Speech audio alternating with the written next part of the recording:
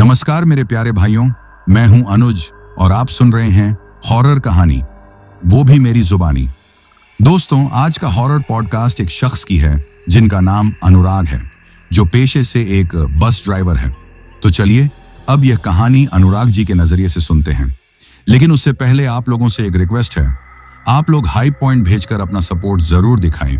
और अगर आप लोग चाहते हैं कि आपका नाम वीडियो में लिया जाए तो कमेंट में अपना नाम और अपने शहर का नाम जरूर लिखें। तो अब ज्यादा समय नहीं लेते हैं, चलिए कहानी की शुरुआत करते हैं। दोस्तों, मेरा नाम अनुराग है, मैं पेशे से एक बस ड्राइवर हूं। आज जो कहानी मैं आपको सुनाने जा रहा हूं वो मेरी जिंदगी की डायरी का वो पन्ना है जिसे मैं अक्सर खोलने से डरता हूं। ये एक ऐसा सफर था जिसने मुझे ये यकीन दिला दिया कि पहाड़ों में सिर्फ खूबसूरती और शांति ही नहीं बसती, बल्कि यहाँ कुछ ऐसी अनदेखी ताकतें भी हैं जिनसे छेड़छाड़ करना मौत को दावत देने जैसा है।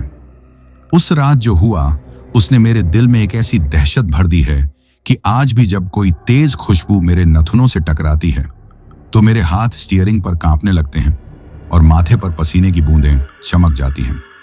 बात आज से 5-6 साल पहले अक्टूबर महीने की है। पहाड़ों में हल्की हल्की ठंडक दस्तक दे चुकी थी। दिन में धूप अच्छी लगती थी, पर शाम होते ही हवा में एक सिहरन सी घुल जाती थी। मेरी ड्यूटी उन दिनों शिमला से रेकोंगपियो जाने वाली रात की आखिरी बस पर लगी थी। ये रूट वैसे भी ड्राइवरों के बीच ज्यादा पसंद नहीं किया जाता। रास्ता लंबा, सुनसान और घने जंगलों से होकर गुजरता है। दिन में तो फिर भी ठीक है, पर रात में इस रास्ते पर सफर करना कलेजा थामने जैसा होता है। बड़े बुजुर्ग कहते थे कि रामपुर और वांगटू के बीच का जो जंगली इलाका पड़ता है वो ठीक नहीं है। वहां रात के वक्त जंगल की आत्माएं जाग जाती हैं और कभी कभी भटके हुए मुसाफिरों को अपना शिकार बना लेती हैं। खैर, हम सरकारी ड्राइवर ठहरे, हमें इन सुनी सुनाई बातों से ज्यादा अपनी ड्यूटी की फिक्र होती है। उस शाम भी मैं वक्त पर शिमला बस अड्डे पहुंच गया। मेरी बस हिमाचल परिवहन की एक पुरानी नीले रंग की बस अपनी जगह पर खड़ी थी। कंडक्टर था मेरा दोस्त सुरेश। सुरेश मुझसे उम्र में छोटा था, लेकिन बहुत हिम्मत वाला लड़का था। जब वो साथ होता था तो लंबा सफर भी बातों बातों में कट जाता था। मैंने बस का मुआयना किया, इंजन चेक किया और अपनी सीट पर आकर बैठ गया। रात के 9 बजने वाले थे और बस के चलने का वक्त हो रहा था। बस लगभग आधी खाली थी। रात की बस में अक्सर सवारियां कम ही होती थी। ज्यादातर वही लोग होते थे जिन्हें सुबह जल्दी पीओ पहुंचना होता था। तभी मेरी नजर बस में चढ़ती हुई 2 लड़कियों पर पड़ी। उम्र यही कोई 20-22 साल रही होगी। शायद कॉलेज की लड़कियां थीं जो छुट्टियों में घूमने जा रही थीं। उनमें से एक लड़की, जिसका नाम शायद प्रीति था, बहुत ही सीधी सादी लग रही थी। उसने एक साधारण सी जीन्स और एक मोटी जैकेट पहन रखी थी। उसके चेहरे पर एक मासूमियत और थोड़ी घबराहट थी, जैसे वो पहली बार पहाड़ों में रात का सफर कर रही हो। लेकिन दूसरी लड़की, वो बिल्कुल अलग थी। उसका नाम खुशबू था, जैसा कि मैंने बाद में प्रीति के मुंह से सुना। वो बहुत फैशनेबल और आत्मविश्वासी लग रही थी। उसने एक महंगी रेशमी कुर्ती पहनी हुई थी, कानों में बड़े बड़े भारी झुमके थे और उसके बाल करीने से संवारे हुए थे। लेकिन जो चीज सबसे पहले ध्यान खींचती थी वो थी उसकी खुशबू। जैसे ही वो बस में चढ़ी, पूरी बस एक बहुत ही तेज और अजीब सी महक से भर गई। ये किसी कस्तूरी जैसी मीठी लेकिन बहुत भारी खुशबू थी। ऐसी खुशबू जो दूर से ही किसी का भी ध्यान अपनी ओर खींच ले। मैंने अपने ड्राइवर वाले शीशे से देखा, वो दोनों आकर मेरे केबिन से 3-4 सीटें पीछे वाली खिड़की के पास बैठ गईं। सुरेश ने सीटी बजाई और मैंने बस को धीरे धीरे अड्डे से बाहर निकाला। शिमला शहर की रोशनियां पीछे छूटने लगी और हम अंधेरी घुमावदार सड़कों पर आगे बढ़ने लगे।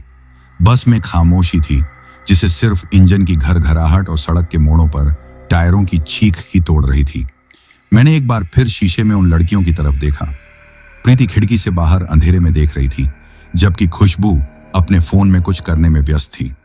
उसकी परफ्यूम की महक अब भी मेरे नथुनों तक आ रही थी। न जाने क्यों मुझे वो खुशबू कुछ अजीब लग रही थी। पहाड़ों में हमने हमेशा बुजुर्गों से सुना था कि रात के वक्त, खासकर जंगली रास्तों पर, तेज खुशबू वाली चीजें इस्तेमाल नहीं करनी चाहिए। कहते हैं कि इससे जंगल की बुरी आत्माएं या डाकिनी आकर्षित होती हैं। ये ख्याल मेरे मन में आया और मैंने इसे झटक दिया। कहाँ अनुराग, तू भी इन पुरानी बातों में उलझ रहा है। मैंने मन ही मन खुद से कहा। जमाना बदल गया है।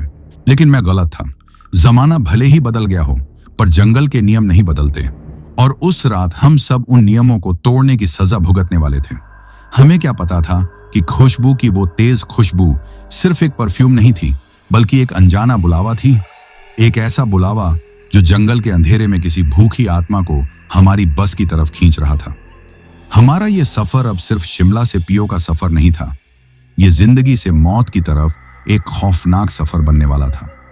शिमला शहर की आखिरी बत्ती भी जब आंखों से ओझल हो गई तो ऐसा लगा जैसे हमने इंसानी दुनिया को पीछे छोड़ दिया है और अब हम पहाड़ों और जंगलों के हवाले हैं। सड़क के दोनों तरफ चीड़ और देवदार के ऊंचे ऊंचे पेड़ थे जो रात के अंधेरे में ऐसे लग रहे थे जैसे कोई काले साए हाथ फैलाए हमें अपनी ओर बुला रहे हों। चांदनी रात थी, लेकिन घने पेड़ों की वजह से सड़क पर रोशनी कम ही पहुंच रही थी। बस की हेडलाइट्स जहां तक जाती थीं, बस वहीं तक का रास्ता नजर आता था। उसके आगे सिर्फ घना अनजाना अंधेरा था। बस में बैठे मुसाफिर अब तक ऊँघने लगे थे। सुरेश भी अपनी सीट पर बैठा शायद कोई पुरानी फिल्म का गाना गुनगुना रहा था। माहौल में एक अजीब सी शांति थी, लेकिन ये वो शांति नहीं थी जो सुकून दे, बल्कि ये वो शांति थी जो किसी आने वाले तूफान का संकेत देती है। मेरा मन बेचैन हो रहा था। खुशबू के परफ्यूम की वो भारी महक अब बस की हवा में पूरी तरह घुल चुकी थी। ऐसा लग रहा था जैसे वो महक अब सिर्फ उसके कपड़ों से नहीं, बल्कि बस की सीटों से, पर्दों से, हर चीज से आ रही थी। मैंने रियर व्यू मिरर में फिर से उन लड़कियों की तरफ देखा। प्रीति अब अपनी आंखें बंद करके सोने की कोशिश कर रही थी, लेकिन खुशबू अब भी जाग रही थी। वो खिड़की से बाहर उस काले जंगल को ऐसे घूर रही थी जैसे उसे वहां कुछ नजर आ रहा हो। उसके चेहरे पर एक अजीब सा भाव था जिसे मैं समझ नहीं पा रहा था। वो थोड़ी बेचैन लग रही थी। मैंने देखा कि उसने प्रीति को हल्के से हिलाया। प्रीति ने आंखें खोली। क्या हुआ? प्रीति ने नींद भरी आवाज में पूछा। कुछ नहीं, खुशबू धीरे से बोली। बस ऐसा लग रहा है जैसे कोई हमें देख रहा है। कौन देखेगा इस जंगल में? प्रीति हंसी। सो जा, वहम होगा तेरा। नहीं, सच में, जब से हम जंगल वाले रास्ते पर आए हैं मुझे खिड़की के बाहर पेड़ों के बीच से ऐसा लग रहा है जैसे कोई परछाई हमारे साथ साथ चल रही है। ये सुनकर मेरे कान खड़े हो गए। मैंने भी अपनी नजरें सड़क के साथ साथ जंगल में दौड़ाई, लेकिन हेडलाइट्स की रोशनी के सिवा मुझे कुछ नजर नहीं आया। खुशबू, तू डर रही है? प्रीति ने उसका हाथ पकड़ते हुए कहा। ऐसा कुछ नहीं है, बस ये अंधेरा और सन्नाटा है, इसलिए ऐसा लग रहा है। आंखें बंद कर और सोने की कोशिश कर। खुशबू ने कुछ नहीं कहा, बस अपना सिर खिड़की के शीशे से टिका लिया। पर मैं देख सकता था कि उसकी आंखें अब भी खुली थीं और बाहर अंधेरे में कुछ तलाश रही थी। उनकी ये बातें सुनकर मेरे दिल में वो पुराना डर फिर से जाग गया जो बड़े बुजुर्गों की कहानियों ने भरा था। क्या सच में जंगल में कोई है? क्या खुशबू का वहम सच है या ये सिर्फ उसके मन का डर है? लगभग 1 घंटे बाद हम रामपुर से आगे निकलकर उस हिस्से में दाखिल हो चुके थे जिसे सबसे ज्यादा सुनसान और खतरनाक माना जाता था। यहाँ सड़क और भी संकरी हो गई थी और जंगल हद से ज्यादा घना।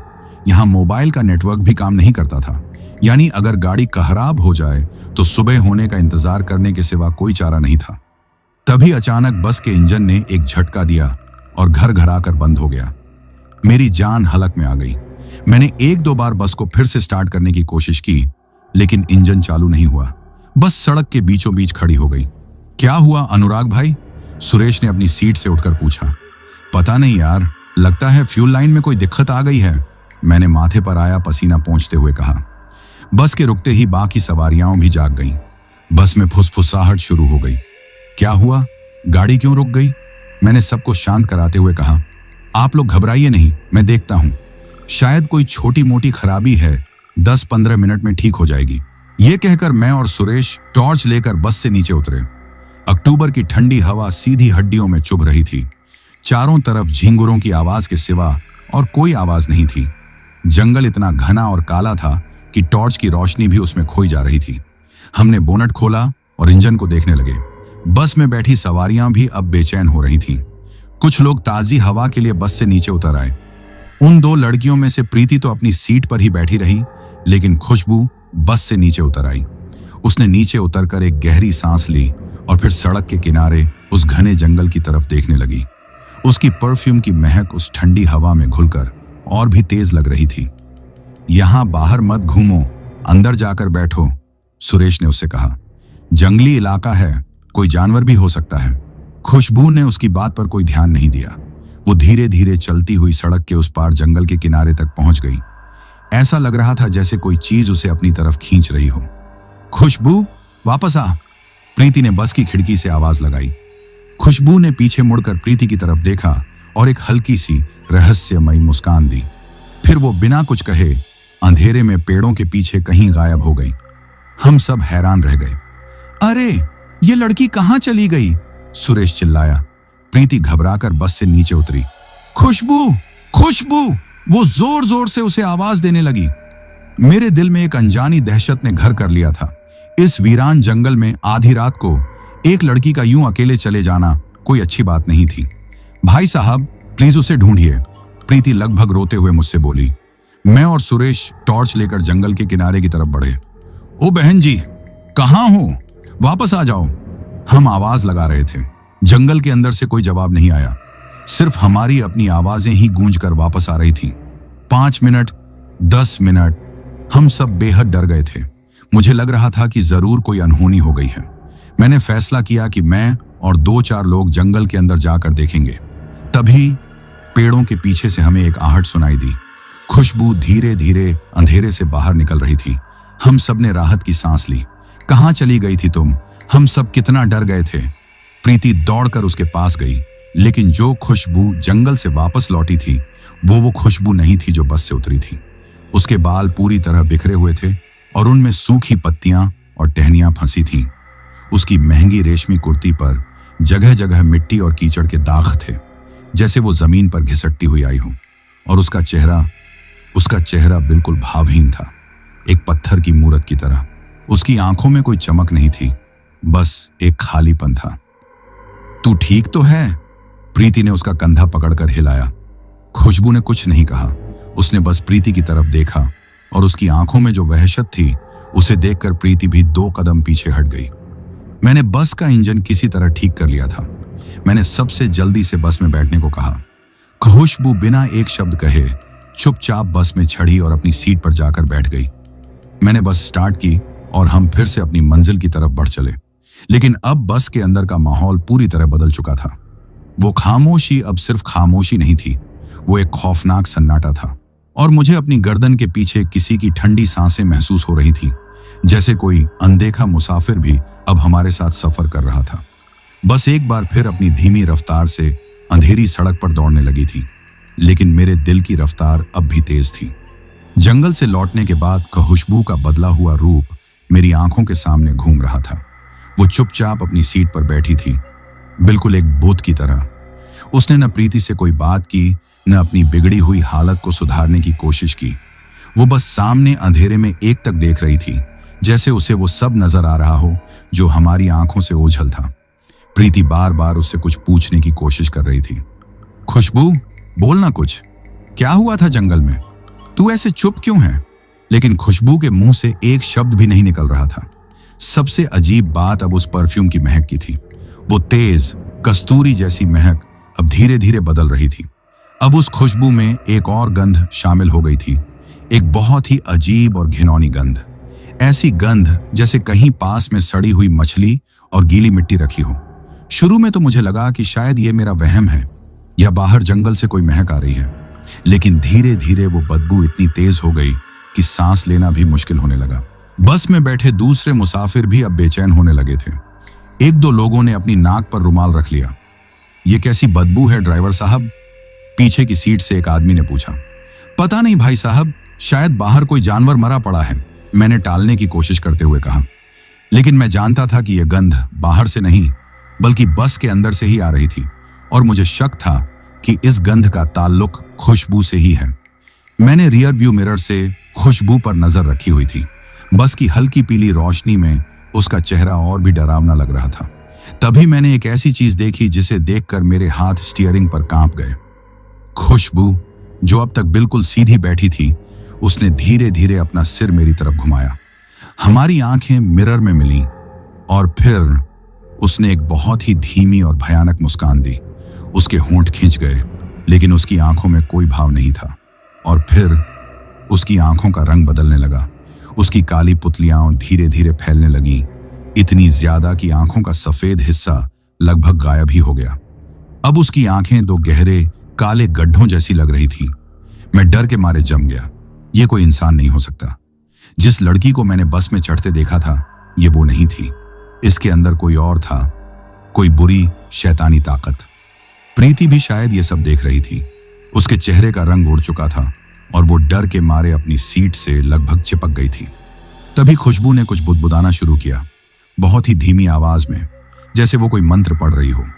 उसकी आवाज भी उसकी अपनी नहीं थी। वो एक भारी मर्दाना और बहुत ही अजीब आवाज थी, जैसे कोई गहरे कुएं से बोल रहा हो। वो क्या बोल रही थी ये समझ नहीं आ रहा था, लेकिन उसकी आवाज में इतनी नफरत और अंधेरा था कि बस में बैठे हर इंसान के रोंगटे खड़े हो गए।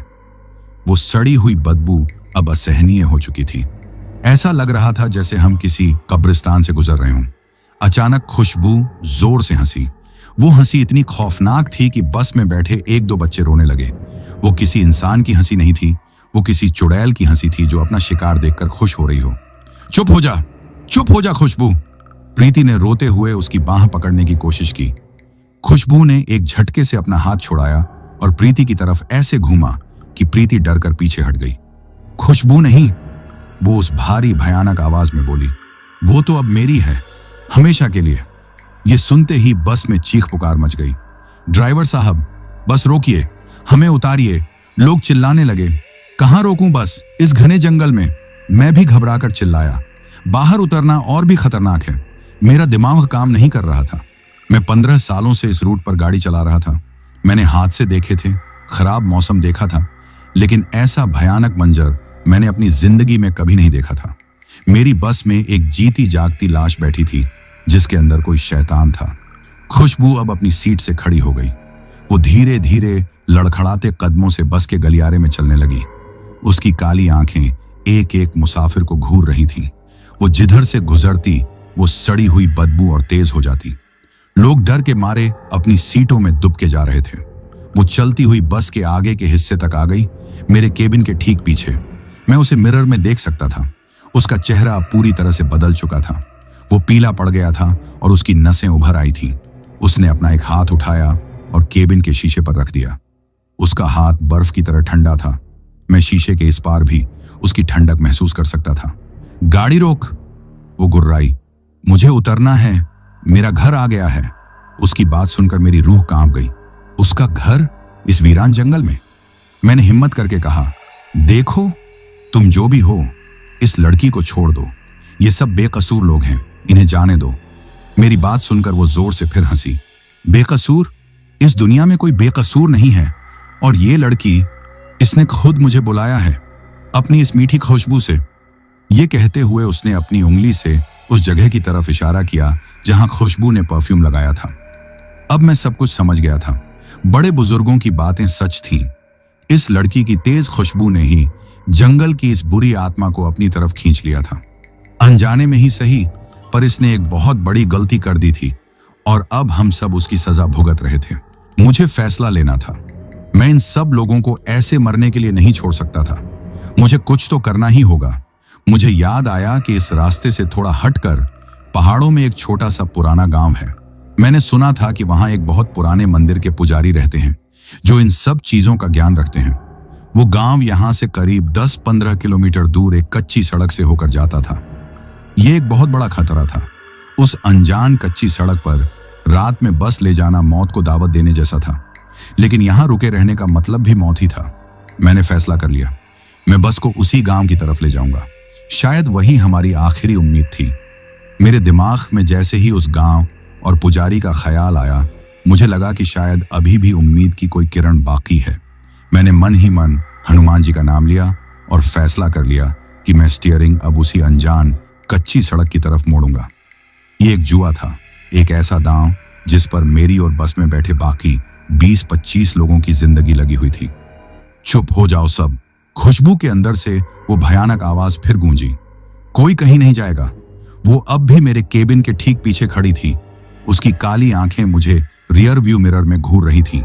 ऐसा लग रहा था जैसे उसने मेरे दिमाग में चल रही योजना को पढ़ लिया हो।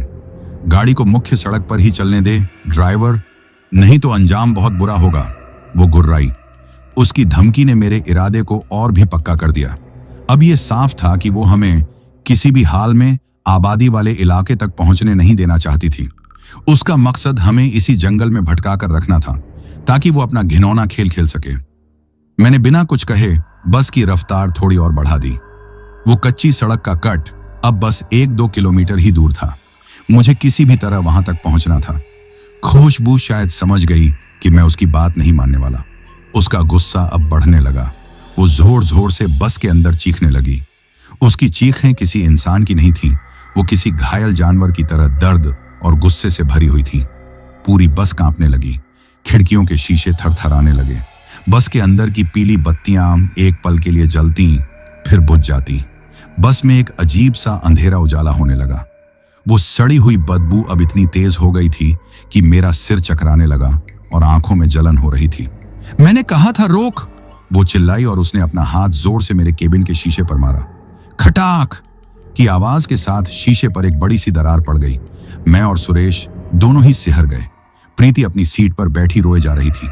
खुशबू प्लीज होश में आ, ये तू क्या कर रही है? वो अब कभी होश में नहीं आएगी, वो शैतानी आवाज हंसी। उसकी आत्मा तो अब मेरी गुलाम है। तभी मुझे आगे वो कच्ची सड़क का मोड़ नजर आया। वो एक बहुत ही संकरा और ढलान वाला रास्ता था जिस पर मुश्किल से ही एक बस जा सकती थी। मैंने एक गहरी सांस ली और अचानक स्टीयरिंग को पूरी ताकत से दाईं ओर घुमा दिया। बस एक जोरदार झटके के साथ मुख्य सड़क से उतरकर उस कच्ची पथरीली सड़क पर आ गई। अंदर बैठे लोग इधर उधर लुढ़क गए। बस के पहियों के नीचे आए पत्थरों की आवाज बहुत डरावनी लग रही थी। मेरा यह कदम उस शैतानी ताकत के लिए शायद अनपेक्षित था। एक पल के लिए खुशबू के मुंह से कोई आवाज नहीं निकली, लेकिन फिर उसका गुस्सा 7वें आसमान पर पहुंच गया। तूने ये अच्छा नहीं किया ड्राइवर, वो दहाड़ी। अब तुम में से कोई भी सुबह का सूरज नहीं देख पाएगा। ये कहते ही बस में जो कुछ भी हो रहा था वो और भी भयानक हो गया। बस जोर जोर से हिलने लगी, जैसे कोई अदृश्य हाथ उसे उठाकर पटक रहा हो। स्टीयरिंग अपने आप कभी दाएं तो कभी बाएं घूमने लगा। मुझे उसे काबू में रखने के लिए अपनी पूरी जान लगानी पड़ रही थी। अचानक बस की हेडलाइट्स बंद हो गईं। अब बाहर घना अंधेरा था। मुझे रास्ता बिल्कुल नजर नहीं आ रहा था। मैं सिर्फ अंदाजे और अपनी किस्मत के भरोसे बस को आगे बढ़ा रहा था। अनुराग भाई लाइट, सुरेश घबराकर चिल्लाया। मैं बार बार स्विच को ऑन ONF कर रहा था, लेकिन लाइट नहीं जल रही थी। ये हमें मार डालेगी, ये हम सबको मार डालेगी। बस में कोई औरत जोर जोर से रोने लगी।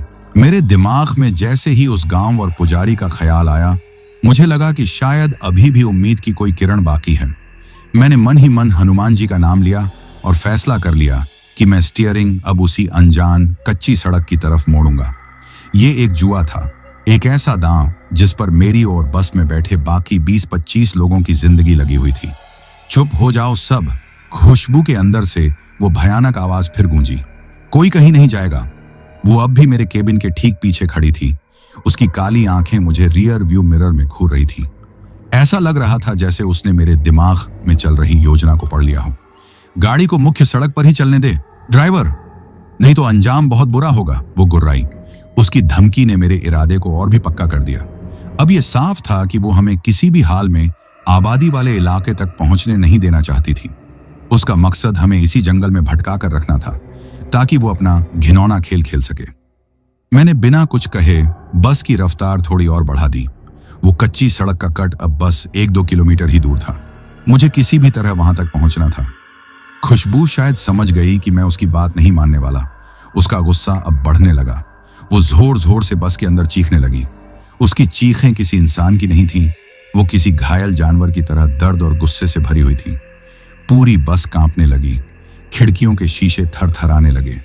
बस के अंदर की पीली बत्तियां एक पल के लिए जलती फिर बुझ जाती। बस में एक अजीब सा अंधेरा उजाला होने लगा। वो सड़ी हुई बदबू अब इतनी तेज हो गई थी कि मेरा सिर चकराने लगा और आंखों में जलन हो रही थी। मैंने कहा था रोक, वो चिल्लाई और उसने अपना हाथ जोर से मेरे केबिन के शीशे पर मारा। खटाक की आवाज के साथ शीशे पर एक बड़ी सी दरार पड़ गई। मैं और सुरेश दोनों ही सिहर गए। प्रीति अपनी सीट पर बैठी रोए जा रही थी। खुशबू प्लीज होश में आ, ये तू क्या कर रही है? वो अब कभी होश में नहीं आएगी, वो शैतानी आवाज हंसी। उसकी आत्मा तो अब मेरी गुलाम है। तभी मुझे आगे वो कच्ची सड़क का मोड़ नजर आया। वो एक बहुत ही संकरा और ढलान वाला रास्ता था जिस पर मुश्किल से ही एक बस जा सकती थी। मैंने एक गहरी सांस ली और अचानक स्टीयरिंग को पूरी ताकत से दाईं ओर घुमा दिया। बस एक जोरदार झटके के साथ मुख्य सड़क से उतरकर उस कच्ची पथरीली सड़क पर आ गई। अंदर बैठे लोग इधर उधर लुढ़क गए। बस के पहियों के नीचे आए पत्थरों की आवाज बहुत डरावनी लग रही थी। मेरा ये कदम उस शैतानी ताकत के लिए शायद अनपेक्षित था। एक पल के लिए खुशबू के मुंह से कोई आवाज नहीं निकली, लेकिन फिर उसका गुस्सा 7वें आसमान पर पहुंच गया। तूने ये अच्छा नहीं किया ड्राइवर, वो दहाड़ी। अब तुम में से कोई भी सुबह का सूरज नहीं देख पाएगा। ये कहते ही बस में जो कुछ भी हो रहा था वो और भी भयानक हो गया। बस जोर जोर से हिलने लगी, जैसे कोई अदृश्य हाथ उसे उठाकर पटक रहा हो। स्टीयरिंग अपने आप कभी दाएं तो कभी बाएं घूमने लगा। मुझे उसे काबू में रखने के लिए अपनी पूरी जान लगानी पड़ रही थी। अचानक बस की हेडलाइट्स बंद हो गईं। अब बाहर घना अंधेरा था। मुझे रास्ता बिल्कुल नजर नहीं आ रहा था। मैं सिर्फ अंदाजे और अपनी किस्मत के भरोसे बस को आगे बढ़ा रहा था। अनुराग भाई, लाइट! सुरेश घबराकर चिल्लाया। मैं बार बार स्विच को ऑन ONF कर रहा था, लेकिन लाइट नहीं जल रही थी। ये हमें मार डालेगी, ये हम सबको मार डालेगी। बस में कोई औरत जोर जोर से रोने लगी। माहौल पूरी तरह से बेकाबू हो चुका था। डर और दहशत ने सबको अपने कब्जे में ले लिया था। मुझे लग रहा था कि शायद मैंने गलत फैसला ले लिया। शायद मुझे मुख्य सड़क पर ही रहना चाहिए था, लेकिन अब वापस लौटने का कोई रास्ता नहीं था। खुशबू अब बस के गलियारे में पागलों की तरह घूम रही थी। वो कभी किसी सीट को लात मारती तो कभी खिड़की पर अपना सिर पटकती। उसका शरीर अजीब तरह से मुड़ रहा था, जैसे उसकी हड्डियां और रबर की बनी हों। वो कभी हंसती तो कभी रोती। वो धीरे धीरे चलकर प्रीति के पास पहुंची, जो अपनी सीट पर दुबकी हुई थी। डर लग रहा है प्रीति? उसने खुशबू की आवाज में, लेकिन एक बहुत ही व्यंग्यात्मक लहजे में पूछा। प्रीति ने कोई जवाब नहीं दिया, बस रोती रही।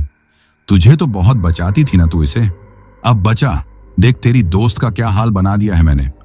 ये कहकर उसने अपना हाथ प्रीति की तरफ बढ़ाया। उसके नाखून अचानक लंबे और नुकीले हो गए थे। इससे पहले कि वो प्रीति को कोई नुकसान पहुंचाती, सुरेश अपनी सीट से उठा और उसने पास रखी पानी की बोतल से पानी खुशबू के चेहरे पर फेंक दिया। पानी पड़ते ही खुशबू ऐसे चीखी जैसे किसी ने उस पर तेजाब डाल दिया हो। उसके चेहरे से धुआं सा निकलने लगा। वो तड़पती हुई जमीन पर गिर पड़ी। एक पल के लिए बस में हो रही सारी अजीब हरकतें बंद हो गईं। बस का हिलना बंद हो गया, स्टीयरिंग मेरे काबू में आ गया और सबसे बड़ी बात, हेडलाइट्स अपने आप जल उठी। सुरेश की इस छोटी सी हरकत ने हमें थोड़ी देर के लिए बचा लिया था। शायद उस पानी की बोतल में किसी ने गंगा जल मिला रखा था, या शायद सादे पानी ने ही किसी वजह से उस पर असर किया था। लेकिन हम जानते थे कि यह राहत बस कुछ पलों की है। खुशबू जमीन पर पड़ी हुई हमें घूरती आंखों से देख रही थी। उसकी आंखों में अब गुस्सा नहीं, बल्कि नफरत थी। तुम सब बहुत पछताओगे, वो जमीन पर रेंगती हुई बोली। मैंने इस मौके का फायदा उठाया और बस की रफ्तार बढ़ा दी। हेडलाइट्स की रोशनी में मुझे आगे कुछ टिमटिमाती हुई बत्तियां नजर आईं। वो गांव था। हम पहुंच गए थे। मेरी आंखों में आंसू आ गए। शायद भगवान ने हमारी सुन ली थी। लेकिन मुझे ये नहीं पता था कि गांव पहुंचना लड़ाई का अंत नहीं, बल्कि एक नई और ज्यादा भयानक लड़ाई की शुरुआत थी। क्योंकि जिस शैतान से हम भिड़ गए थे, वो इतनी आसानी से हार मानने वाला नहीं था। गांव की वो टिमटिमाती बत्तियां देखकर सच में ऐसा लगा जैसे किसी तूफानी समंदर में हफ्तों से भटक रही नाव को कोई किनारा दिख गया हो। जैसे किसी तपते रेगिस्तान में प्यास से दम तोड़ते मुसाफिर को पानी का कोई नखलिस्तान मिल गया हो। वो महज रोशनी की कुछ बूंदें नहीं थी, वो हमारी जिंदगी की उम्मीद थी। मेरे अंदर जो डर का सैलाब उफान पर था, उस पर जैसे किसी ने एक छोटा सा बांध बना दिया हो। मेरी हिम्मत जो लगभग जवाब दे चुकी थी, वो फिर से लौट आई। मैंने बस के एक्सीलरेटर पर अपना पूरा वजन डाल दिया। बस एक घायल जानवर की तरह गुर्राई और अपनी पूरी ताकत से आगे भागी। कच्ची और ऊबड़ खाबड़ पहाड़ी सड़क पर बस किसी गेंद की तरह उछल रही थी। अंदर बैठे मुसाफिर कभी दाएं गिरते तो कभी बाएं।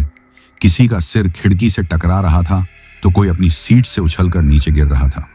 लेकिन इस वक्त किसी को अपनी चोट की, अपने दर्द की कोई परवाह नहीं थी। सबकी आंखें सामने उन बत्तियों पर किसी चुंबक की तरह चिपकी हुई थीं, जो अब धीरे धीरे और बड़ी और साफ होती जा रही थी। हर एक उछाल के साथ हम उस गांव, उस जिंदगी के और करीब पहुंच रहे थे। बस के पिछले हिस्से में फर्श पर पड़ी खुशबू अब भी शांत नहीं थी। वो एक अजीब सी बेहोशी और होश के बीच झूल रही थी। उसकी आंखें बंद थीं, लेकिन उसके होंठ लगातार हिल रहे थे। वो कुछ बुदबुदा रही थी, जैसे कोई गुप्त मंत्र पढ़ रही हो। उसकी आवाज अब किसी इंसानी आवाज जैसी नहीं लग रही थी। वो इतनी गहरी, इतनी खुरदरी और इतनी भयानक हो गई थी कि उसे सुनकर ही रूह कांप जाए। ऐसा लग रहा था जैसे कोई बहुत गहरे कुएं के अंदर से बोल रहा हो, या शायद किसी पुरानी कब्र के नीचे से कोई आवाज आ रही हो। उसकी आवाज में एक अजीब सी पुकार थी, एक ऐसा निमंत्रण था जो मौत की तरफ ले जाता। मत मत जाने दे इन्हें, वो फुसफुसा रही थी, और उसकी हर फुसफुसाहट बस के इंजन के शोर को चीरती हुई मेरे कानों तक पहुंच रही थी। रोक ले इन्हें, मेरे भाई, मेरी बहन, आओ, जंगल के मेरे साथियों, आओ, ये मेरा शिकार है, इन्हें रोक लो। उसकी ये बातें सुनकर मेरे कानों में जैसे किसी ने पिघला हुआ सीसा डाल दिया हो। मेरा खून नसों में जम सा गया। तो इसका मतलब ये था कि वो अकेली नहीं है। ये जो भी बला उसके अंदर थी, उसका पूरा कुनबा इसी जंगल में बसता है। ये ख्याल आते ही मेरा पूरा शरीर एक पल के लिए सुन्न पड़ गया। हम सिर्फ एक शैतान से नहीं, बल्कि एक पूरी शैतानी फौज से लड़ रहे थे। और जैसे उसकी पुकार सुन ली गई हो, तभी बस के बाहर से वो अजीब और डरावनी आवाजें आने लगी। ऐसा लग रहा था जैसे पूरा जंगल जाग गया हो और हमारा दुश्मन बन गया हो। पेड़ों के पीछे से, घनी झाड़ियों के अंधेरे से ऐसा महसूस हो रहा था जैसे अनगिनत साएं हमारे साथ साथ दौड़ रहे हैं। कभी किसी जंगली जानवर के गुस्से में गुर्राने की आवाज आती, जो किसी भेड़िए या भालू की आवाज से कहीं ज्यादा खौफनाक थी, तो कभी किसी औरत के बिलक बिलक कर सिसकने की आवाज गूंजती, जैसे उसे कोई जिंदा जला रहा हो। हवा में एक अजीब सी सरसराहट भर गई थी, जैसे हजारों सूखे पत्ते एक साथ उड़ रहे हों, या शायद सैकड़ों परछाइयां अपने अदृश्य पंखों को फड़फड़ा रही हों। यह जंगल अब जंगल नहीं रहा था, यह नर्क का एक टुकड़ा बन गया था। बस में बैठे लोग, जो अब तक खिड़कियों से गांव की रोशनी देखने की कोशिश कर रहे थे, अब डर के मारे वहां से हटकर बस के बीचों बीच गलियारे में एक दूसरे से चिपक कर इकट्ठा हो गए। किसी की हिम्मत नहीं हो रही थी कि बाहर के उस अंधेरे में झांके। ड्राइवर साहब, भगवान के लिए जल्दी चलाइए, वो सब बाहर हैं, वो हमें देख रहे हैं। पीछे से किसी की कांपती हुई आवाज आई। मुझे अब साफ साफ महसूस हो रहा था कि हम एक बहुत बड़े और जानलेवा जाल में फंस चुके हैं। खुशबू के अंदर जो चीज थी, वो इस जंगल की रानी थी, और उसने अपनी मदद के लिए जंगल की हर बुरी ताकत को, हर भटकती आत्मा को बुला लिया था। ये पेड़, ये झाड़ियां, ये हवा, ये सब हमारे दुश्मन बन चुके थे। अचानक मेरे ठीक बगल वाली खिड़की पर जोर से कुछ टकराया। एक पल के लिए मेरा दिल हलक में आ गया। शीशा अपनी जगह से हिल गया, पर शुक्र है कि टूटा नहीं। लेकिन उस पर बाहर से एक बड़ा सा पंजे जैसा खूनी निशान छप गया था। वो किसी इंसान का हाथ नहीं था। उसकी उंगलियां बहुत लंबी और पतली थीं, और नाखून जानवरों की तरह पहने थे। खून इतना ताजा था कि वो धीरे धीरे नीचे की तरफ बह रहा था। ये देखते ही बस में कोहराम मच गया। लोग और जोर जोर से चीखने लगे, औरतें रोने लगीं, बच्चे बिलखने लगे। अब बस की छत पर से धम धम धम धम की भारी आवाज आने लगी, जैसे कोई बहुत भारी भरकम चीज उस पर कूद रही हो। कभी वो छत के अगले हिस्से पर कूदता, तो कभी पिछले हिस्से पर। एक के बाद एक कई खिड़कियों पर बाहर से जोर जोर से हमले होने लगे। हर खटाक की आवाज के साथ हमारी एक एक सांस थम जाती। मेरा पूरा ध्यान सड़क पर था, जो अब गांव के पास आकर थोड़ी बेहतर हो गई थी। गांव अब बस आधा किलोमीटर ही दूर रह गया था। मैंने मन में ठान लिया था कि चाहे कुछ भी हो जाए, चाहे बस के टायर फट जाए या इंजन में आग लग जाए, मैं बस को रोकूंगा नहीं। मैंने स्टीयरिंग व्हील को इतनी मजबूती से पकड़ा हुआ था कि मेरी उंगलियों की हड्डियां सफेद पड़ गई थीं और उनमें तेज दर्द होने लगा था। तभी मैंने रियर व्यू मिरर में देखा। खुशबू अब फिर से उठ खड़ी हुई थी। शायद उस पर छिड़के गए पानी का असर पूरी तरह से खत्म हो गया था। इस बार वो पहले से भी ज्यादा खतरनाक लग रही थी। उसकी आंखों में अब सिर्फ अंधेरा नहीं, बल्कि लाल रंग की एक दहकती हुई चमक थी, जैसे दो जलते हुए अंगारे हों। वो किसी भूखे भेड़िए की तरह अपने होठों पर जीभ फेर रही थी। वो बिना कोई आवाज किए धीरे धीरे फिर से प्रीति की तरफ बढ़ी। इस बार तुझे कोई नहीं बचाएगा, वो गुर्राई, और उसकी आवाज में एक जीत का एहसास था। सुरेश और 2-3 और नौजवान लड़के, जो शायद कॉलेज के छात्र थे, अपनी बची खुची हिम्मत बटोरकर अपनी सीटों से उठे। उन्होंने एक इंसानी दीवार की तरह खुशबू के सामने एक घेरा बना लिया ताकि वो प्रीति तक न पहुंच सके। पीछे हट जाओ इंसानी कीड़ों। खुशबू के अंदर से वो आवाज किसी शेर की तरह दहाड़ी। उसने अपना हाथ हवा में ऐसे घुमाया जैसे कोई मक्खी उड़ा रहा हो। हवा में एक अनदेखी ताकत की लहर दौड़ी और एक जोरदार झटके के साथ वो तीनों लड़के ऐसे दूर जा गिरे जैसे किसी ने उन्हें उठाकर फेंक दिया हो। एक का सिर सीट से टकराया और वो बेहोश हो गया। अब खुशबू और प्रीति के बीच कोई नहीं था। बस के सारे मुसाफिर अपनी सीटों के नीचे दुबके हुए थे। वो प्रीति के ठीक सामने जाकर खड़ी हो गई। उसकी सांसों से वही सड़ी हुई बदबू आ रही थी।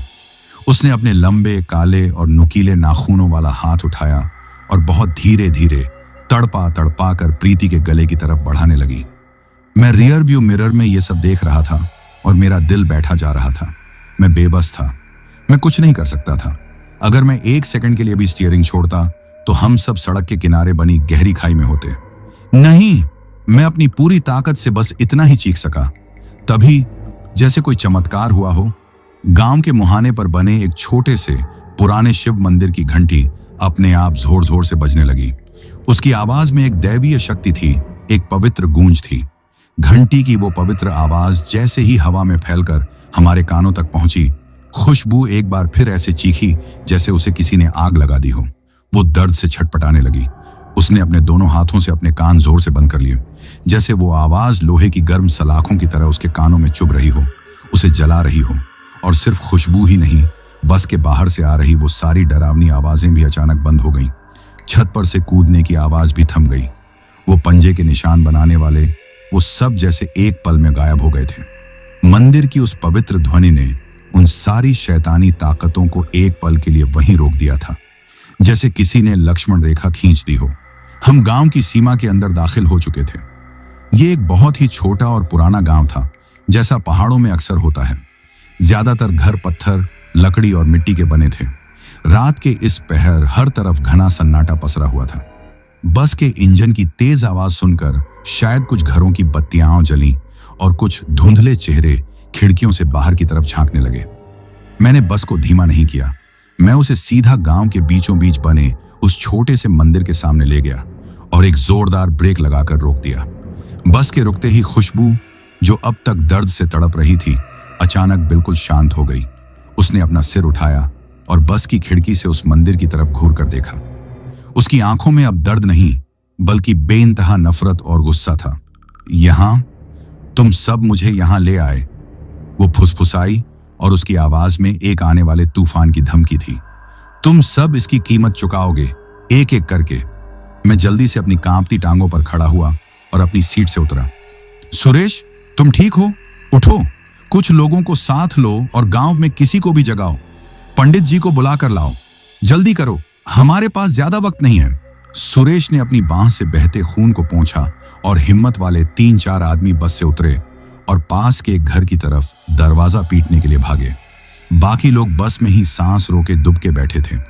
किसी की हिम्मत नहीं हो रही थी कि उस शैतान के होते हुए बस से नीचे उतरे। मैं और प्रीति खुशबू पर लगातार नजर रखे हुए थे। वो अब भी एक तक मंदिर के शिखर पर लगे त्रिशूल को घूर रही थी, जैसे उसे अपनी आंखों से ही भस्म कर देना चाहती हो। छोड़ दो उसे प्लीज। प्रीति अब भी रो रही थी। वो मेरी सबसे अच्छी दोस्त है, उसे जाने दो। तुम्हें जो चाहिए मैं दूंगी। खुशबू के चेहरे पर एक बहुत ही कुटिल और घिनौनी मुस्कान आई। दोस्त? हाँ हाँ हाँ, ये दोस्ती, ये प्यार, ये रिश्ते, यही तो तुम इंसानों की सबसे बड़ी कमजोरी है, और मैं कमजोरियों पर ही तो पलती हूं। कुछ ही देर में सुरेश गांव के कुछ और लोगों के साथ वापस आया। उनके हाथों में लालटेन और टॉर्च थी। उनके साथ एक बुजुर्ग आदमी थे जिनकी लंबी सफेद दाढ़ी थी और माथे पर चंदन का एक बड़ा सा टीका लगा हुआ था। उन्होंने भगवा रंग के वस्त्र पहने थे। उनकी उम्र ज्यादा होने के बावजूद उनके चेहरे पर एक अजीब सा तेज और आंखों में एक गहरी शांति थी। यही शायद गांव के पंडित जी थे। वो बस के दरवाजे पर आकर रुके और उन्होंने अंदर झांका। उनकी नजरें बस में बैठे डरे हुए लोगों से होती हुई सीधी खुशबू पर जाकर टिक गईं। एक पल के लिए दोनों ने एक दूसरे को देखा। एक तरफ शैतान की नफरत भरी आंखें, दूसरी तरफ एक पुजारी की शांत और स्थिर आंखें। पंडित जी की आंखों में डर का कोई निशान नहीं था, बल्कि एक गहरी गंभीरता और दृढ़ता थी। बहुत पुरानी और शक्तिशाली चीज है ये, पंडित जी ने धीमी लेकिन बहुत मजबूत आवाज में कहा। उनकी आवाज में ऐसा आत्मविश्वास था कि हम सबको थोड़ी हिम्मत मिली। इसने लड़की की आत्मा को पूरी तरह से जकड़ लिया है। इसे बस से बाहर निकालना होगा, नहीं तो ये बस में बैठे हर इंसान की ऊर्जा पी जाएगी। लेकिन कैसे पंडित जी? ये बहुत खतरनाक है, ये किसी के काबू में नहीं आ रही, मैंने लगभग गिड़गिड़ाते हुए कहा। पंडित जी ने अपनी झोली से चुटकी भर कुछ राख निकाली और कुछ मंत्र बुदबुदाते हुए उसे बस के दरवाजे की दहलीज पर एक रेखा की तरफ फेंक दिया। अब ये इस पवित्र रेखा को पार करके बस से बाहर नहीं जा पाएगी, हमें ही अंदर जाकर लड़की को बाहर लाना होगा। तुम सब हिम्मत रखो, जो भी होगा अब इसी मंदिर के सामने होगा। महादेव स्वयं हमारी रक्षा करेंगे। पंडित जी की बातों ने हमारे अंदर मरती हुई उम्मीद को फिर से जिंदा कर दिया। अब लड़ाई का आखिरी और सबसे भयानक दौर शुरू होने वाला था, एक पुजारी और एक सदियों पुराने शैतान के बीच, और हम सब इस भयानक जंग के गवाह बनने वाले थे। पंडित जी के कहने पर हम सब ने अपनी बची खुची हिम्मत को बटोरा। अब पीछे हटने का कोई रास्ता नहीं था। मैं, सुरेश और गांव के 2 हट्टे कट्टे नौजवान लड़के, जिनके हाथों में मोटे डंडे थे, बस के अंदर गए ताकि खुशबू को बाहर ला सकें। जैसे ही हम उसके पास पहुंचे, वो एक घायल शेरनी की तरह हम पर गुर्राने लगी। उसकी आवाज इतनी भारी और मर्दाना हो गई थी कि एक पल के लिए यकीन करना मुश्किल था कि ये उसी लड़की के मुंह से निकल रही है। दूर रहो मुझसे, तुम गंदे इंसानों की हिम्मत कैसे हुई मुझे छूने की? मैं तुम सबको कच्चा चबा जाऊंगी, वो उस भयानक आवाज में चीखी। उसकी आंखों में ऐसी वहशत और नफरत थी कि एक पल के लिए हमारे बढ़ते हुए कदम वहीं रुक गए। ऐसा लग रहा था जैसे हम किसी इंसान को नहीं, बल्कि साक्षात मौत को पकड़ने जा रहे हों।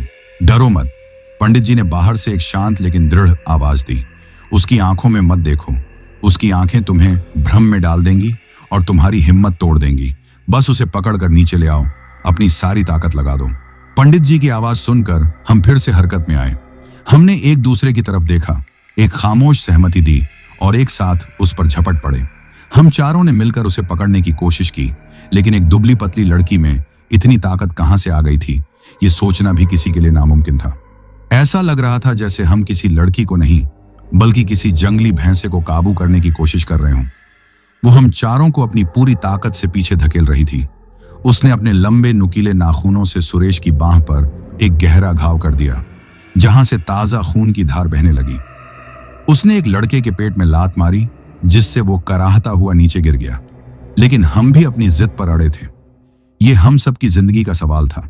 काफी मशक्कत, खींचतान और गाली गलौज के बाद आखिरकार हम उसे पकड़कर घसीटते हुए बस के दरवाजे तक लाने में कामयाब हो ही गए। जैसे ही हमने उसे दरवाजे पर पंडित जी द्वारा फेंकी हुई राख की उस पतली सी रेखा के पार लाने की कोशिश की, वो ऐसे तड़पी जैसे उसे 1000 वोल्ट की बिजली का करंट लग गया हो। उसके पूरे शरीर में एक भयानक कंपन हुआ। नहीं, ये मुझे जला रही है, हटाओ इसे, मुझे अंदर ही रहने दो, वो चीखने और गिड़गिड़ाने लगी। लेकिन हमने उसकी एक न सुनी।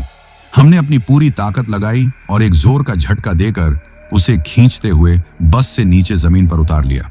बाहर मंदिर के चौड़े चबूतरे पर पंडित जी ने पहले से ही सारी तैयारी कर रखी थी। उन्होंने जमीन पर गेहूं के आटे से एक बड़ा सा गोल घेरा, एक सुरक्षा चक्र बनाया था और उसके चारों कोनों पर मिट्टी के दिए जला रखे थे, जिनकी लौ हवा के बावजूद स्थिर जल रही थी।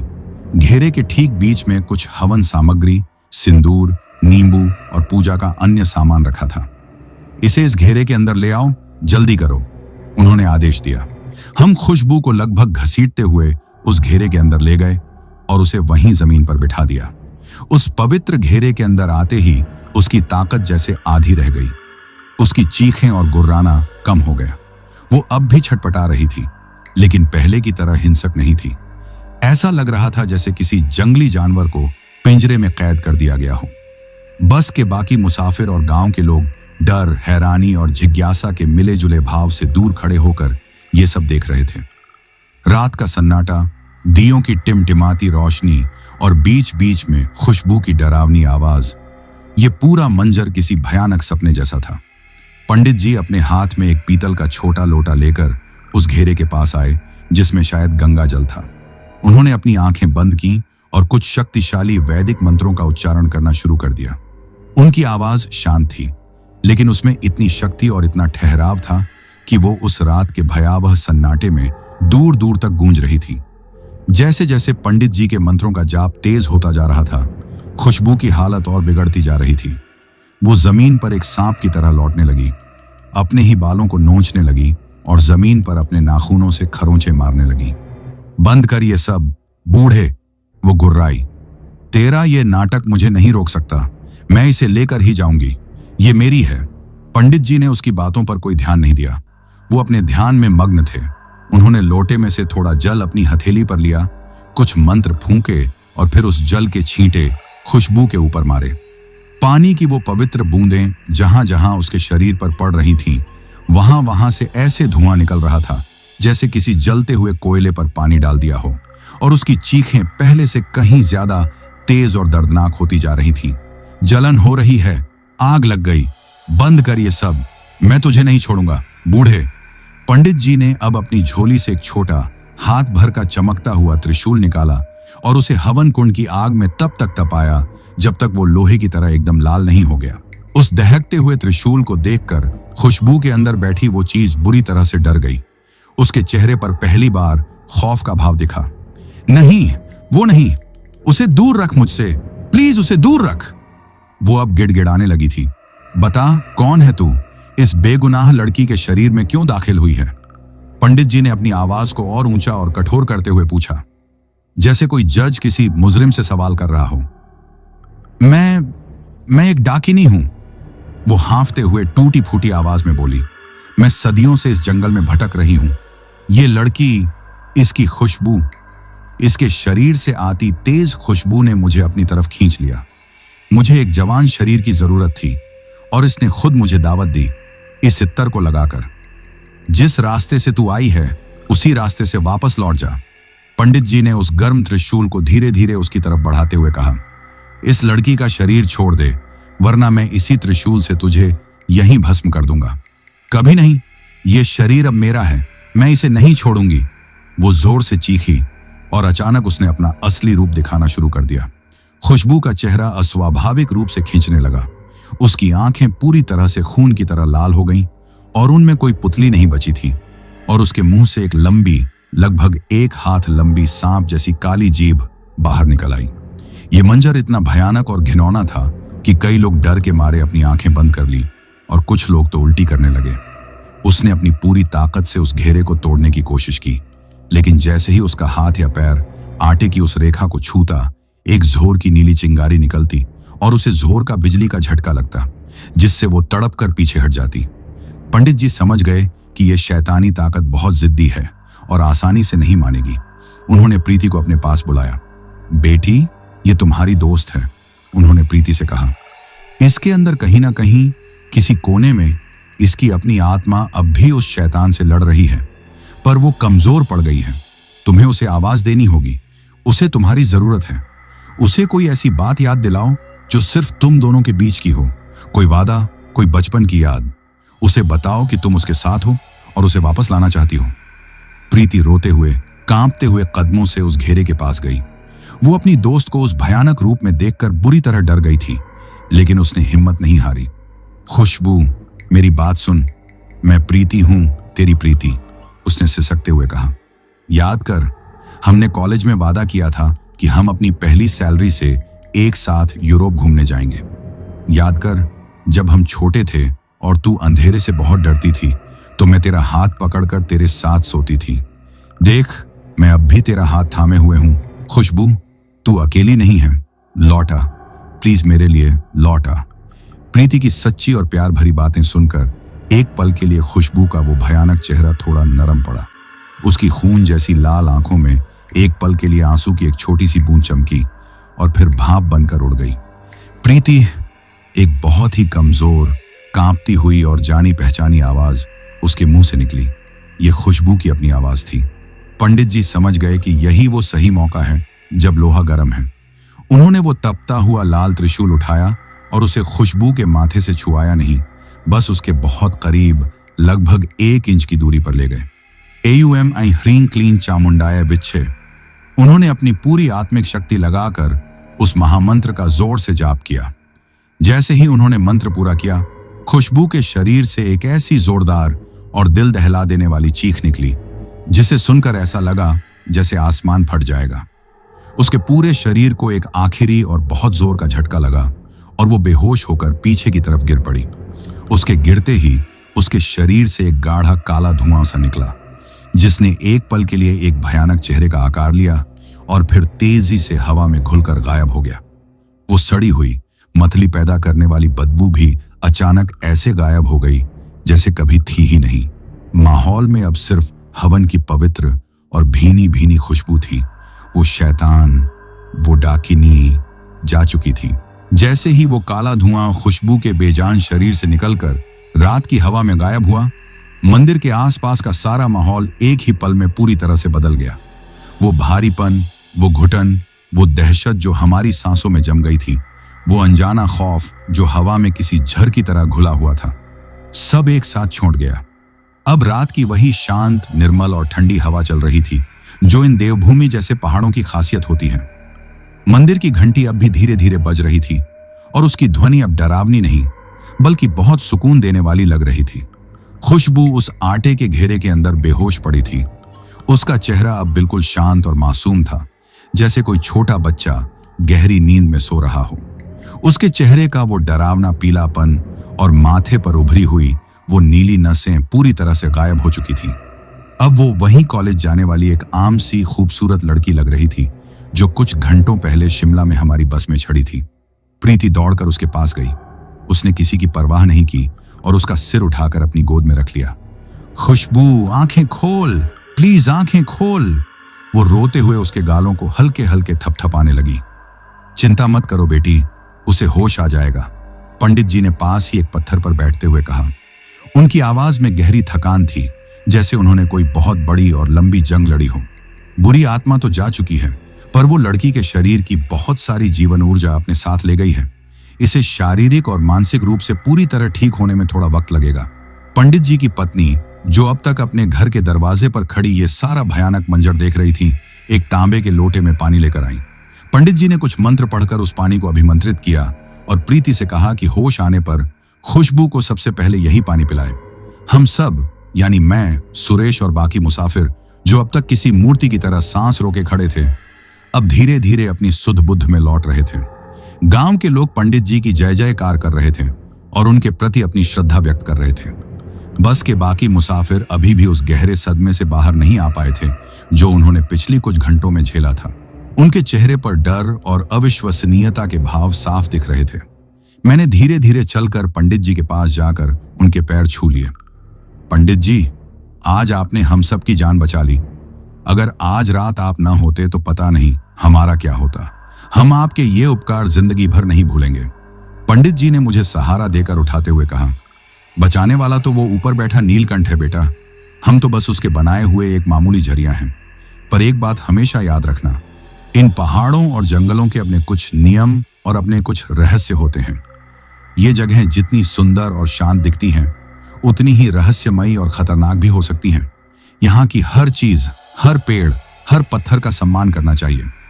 फिर उन्होंने मेरी तरफ और बस में बैठे बाकी लोगों की तरफ देखकर एक बहुत जरूरी बात कही। रात के वक्त सुनसान और अनजान रास्तों पर कभी भी तेज खुशबू वाली चीजें जैसे इत्र या परफ्यूम लगाकर सफर नहीं करना चाहिए। ये तेज महक इंसानों को तो अपनी तरफ आकर्षित करती ही है, पर यह उन भटकती हुई बुरी आत्माओं और शक्तियों के लिए भी एक खुला बुलावा बन जाती है जो हमेशा एक इंसानी शरीर की तलाश में होती हैं। उस लड़की के परफ्यूम की तेज खुशबू ने ही उस डाकिनी को उसकी तरफ खींचा और उसे रास्ता दिखाया था। ये तुम बच्चों की एक अनजाने में हुई गलती थी, पर इसकी सजा तुम सबको अपनी जान देकर चुकानी पड़ सकती थी। पंडित जी की बातें हम सब बहुत ध्यान से सुन रहे थे। ये वो ज्ञान था जो किसी किताब में नहीं मिलता। ये वो अनुभव था जो पीढ़ियों से पहाड़ों में रहने वाले लोगों के बीच चला आ रहा था। कुछ देर बाद ठंडी हवा के झोंके से खुशबू को होश आया। उसने बहुत धीरे धीरे अपनी भारी पलकें खोली। उसकी नजरें कमजोर और भटकी हुई थीं, जैसे वो किसी बहुत लंबे और बुरे सपने से जागी हो। मैं कहाँ हूं? क्या हुआ था? उसने बहुत ही धीमी और कमजोर आवाज में पूछा। तू ठीक है, बिल्कुल ठीक है, हम सब तेरे साथ हैं, प्रीति ने उसे कसकर गले लगाते हुए कहा और उसकी आंखों से खुशी के आंसू बह निकले। खुशबू को कुछ भी याद नहीं था। उसे बस इतना याद था कि बस जंगल में खराब हुई थी और उसके सिर में तेज दर्द हुआ था। उसके बाद सब कुछ धुंधला और अंधेरे में डूबा हुआ था। शायद ये भगवान की ही कृपा थी। उन भयानक और दर्दनाक यादों के साथ जीना उसके लिए नामुमकिन हो जाता। अब सुबह होने लगी थी। पूरब दिशा में आसमान का रंग धीरे धीरे नारंगी हो रहा था। पंछियों के चहचहाने की आवाज आने लगी थी। पंडित जी ने हम सबको अपने छोटे से घर पर अदरक वाली गर्म चाय पिलाई और कहा कि अब हम अपना सफर आगे जारी रख सकते हैं, क्योंकि खतरा पूरी तरह से टल चुका है। बस में बैठे सभी यात्रियों ने मिलकर कुछ पैसे इकट्ठे किए और पंडित जी को धन्यवाद के साथ भेंट के तौर पर दिए। हालांकि वो लेने से मना कर रहे थे। खुशबू बहुत ज्यादा कमजोर महसूस कर रही थी, इसलिए प्रीति और गांव की कुछ औरतों ने उसे सहारा देकर बस में बिठाया। उसके चेहरे पर अब कोई महंगा मेकअप नहीं था, उसके बालों में कोई फैशनेबल स्टाइल नहीं था और सबसे बड़ी बात, उसके शरीर से अब वो तेज और आकर्षक परफ्यूम की महक नहीं आ रही थी। अब उससे सिर्फ हवन के पवित्र धुएं की और मिट्टी की सौंधी खुशबू आ रही थी। मैंने बस स्टार्ट की और हम रेकोंग पियो की तरफ अपने बचे हुए सफर पर निकल पड़े। बस में अब कोई डर नहीं था, बस एक गहरी और अजीब सी खामोशी थी। हर कोई अपनी अपनी सीटों पर बैठा खिड़की से बाहर देखते हुए अपने अपने ख्यालों में डूबा हुआ था। हम सब ने मिलकर मौत को बहुत करीब से देखा था और जिंदगी की कीमत समझ चुके थे। जब हम पियो पहुंचे और खुशबू और प्रीति बस से उतरने लगी, तो खुशबू ने एक बार मुड़कर मेरी तरफ देखा और एक बहुत ही फीकी सी लेकिन शुक्रगुजार मुस्कान दी। शायद उसे ठीक ठीक कुछ भी याद नहीं था, पर उसके दिल को इतना एहसास जरूर था कि इस ड्राइवर ने उन सब की जान बचाने में एक बड़ी भूमिका निभाई थी। मैंने भी सिर हिलाकर उसका अभिवादन स्वीकार किया।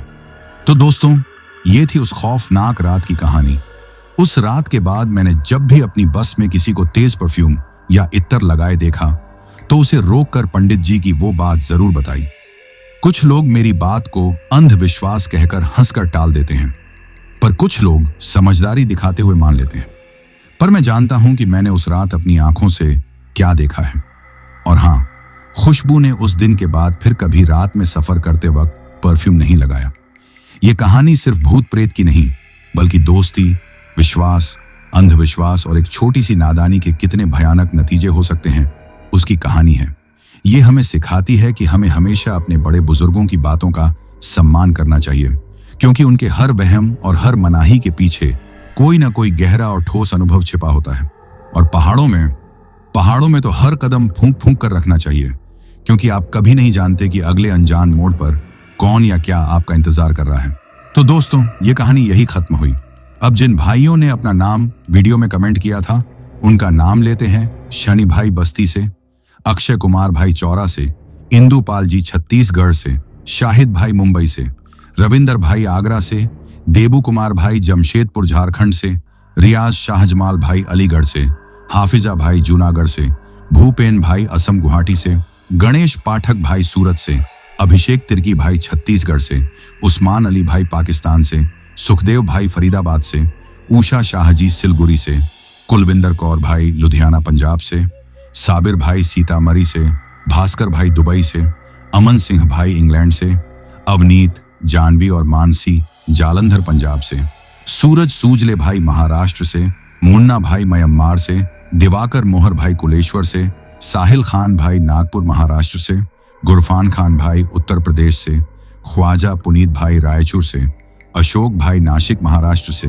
रजत और रितिका जी शिमला से, सूर्या भाई हरियाणा से, अरुण पासवान भाई बिहार से, रिक्की भाई दार्जिलिंग से, फैजान भाई दिल्ली से, अरुण कुमार भाई अयोध्या से, अंसार खान भाई मेवाड़ से, राम बाबू भाई बिलासपुर से, दीप ढीलों भाई चंडीगढ़ से, मनोज भाई इंडिया से, अमोल भाई विरार से, पंकज, दृष्टि और बैसा देवी जी दिल्ली से, अजय भारद्वाज भाई आजमगढ़ उत्तर प्रदेश से, अयान नवीद भाई एंड्रान शेरा वाले गेट से, प्रवीण पांडेय भाई मध्य प्रदेश से, इरफान भाई झारखंड से, कमल भाई म्यांमार से, मिराज भाई जयपुर से, अनुराग कश्यप भाई दुबई से, दीपक भोयर भाई अर्जुनाली गांव से, प्रियांशी जी सूरत से, पवन भाटी भाई बुलंदशहर से, सुरजीत मोगा भाई पंजाब से, अनिल चौहान भाई सिवान बिहार से, जीवन तमंग भाई काठमांडू नेपाल से, फैजान भाई इंडिया से, ललित चंद्र भाई हुद्या भिवांडी महाराष्ट्र से, अविनाश सिंह भाई फरीदाबाद से,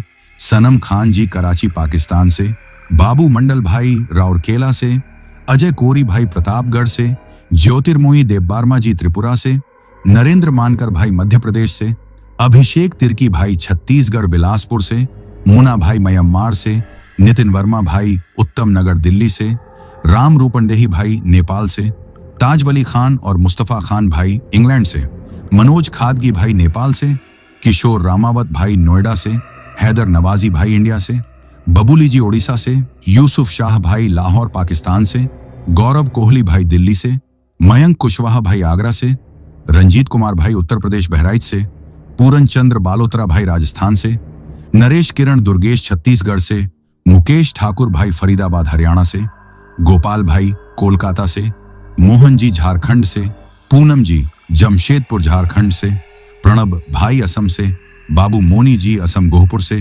राम भदौरिया भाई मध्य प्रदेश से, सचिन कुमार भाई उत्तराखंड से, सूरज भाई नेपाल से, ऋषभ राकेश फाजिलका भाई पंजाब से, यूहाना भाई ओडिशा से, ताहिर रंगरेज भाई कुवैत से, काशी भाई उत्तर प्रदेश से, सफदार अब्बास भाई रावलपिंडी पाकिस्तान से, बाबर और रिजवान भाई लाहौर पाकिस्तान से, विनोद गुरुंग भाई दुबई से, वाजिद तबस्सुम भाई लाहौर पाकिस्तान से, लोहित माझी भाई ओडिशा से, जसप्रीत सिंह भाई राजौरी गार्डन से, शुभम और आशीष भाई ओडिशा से, अरुण पूजा और प्रियांशी जी अयोध्या से, महफूज भाई सीतामढ़ी से, रवि कुमार जाटव, प्रीति कुमार जाटव और चाहत कुमार जाटव उत्तराखंड से, अमन भाई इंडिया से, चंदन सिंह भाई बहराइच से, और जिन भाइयों ने अपना नाम कमेंट किया है लेकिन उनका नाम वीडियो में नहीं लिया गया है, तो भाइयों आप लोग टेंशन ना लें, आप लोगों का नाम अगली वीडियो में जरूर लिया जाएगा। और अगर आप लोग भी चाहते हैं कि आपका नाम वीडियो में लिया जाए तो अपना नाम और अपने शहर का नाम वीडियो में कमेंट करें। अगर आपको यह कहानी पसंद आई हो तो वीडियो को लाइक और चैनल को सब्सक्राइब करें ताकि और भी डरावनी कहानियां आप तक पहुंच सकें। कहानी को अंत तक सुनने के लिए दिल से धन्यवाद दोस्तों।